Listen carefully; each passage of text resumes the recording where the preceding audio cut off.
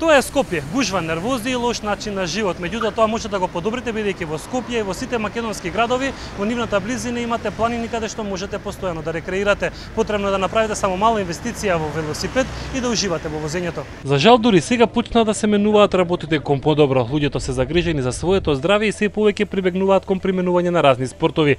За ова бесплатно уживање кај нас во странство треба скапо да платите. Еден организиран викенд по планини достигнува цени од неколку стотици евра. Со велосипедизмот не возиме точак, туку уживаме во, да речеме, во прекрасните пејзажи, во кондиција, рекреација, значи здравје, здрав живот, начин на живот, пред се како што спомнав, ширење култура, значи нешто што другите спортови не го имаат толку застапено. Луѓето сваќаат колку е корисно возењето, велосипедизам надвор од урбана средина, во природа, дружење. Професионални возачи имаме многу малку, не затоа што нашите не ги биват, туку затоа што никој не се грижи за овој спорт.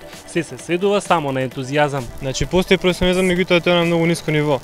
Она што го има во денешно време, значи во Македонија, постојат одредени групи кои што работат професионално, меѓутоа верувам дека како идни неки се зголеми.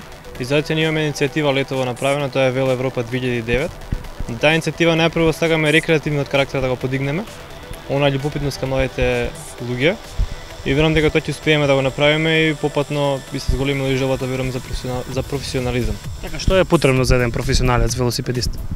Потребно е да има добар велосипед, убава тренинг програма, соодветна неживна исхрана и добар одмор.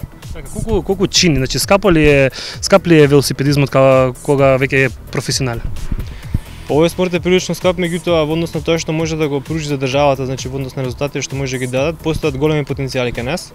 Она што треба да застанат е институции, фирми и компании кои што ќе веруваат во младите луѓе, кои што ќе бидат горди на тоа дека македонските кадри се способни за спорт. Самата држава, значи као држава, као влада, на пример во Тркани Србија, као оваа година што имало, негде околу 80 до 85% самата држава ги финансира. Значи за да се организира една, значи, голема велосипедска трка.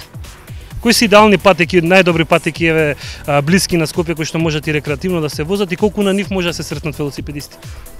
Вака, значи на прво место може да се стави, значи, рекреативно, значи овој Парков што е водно, значи што е.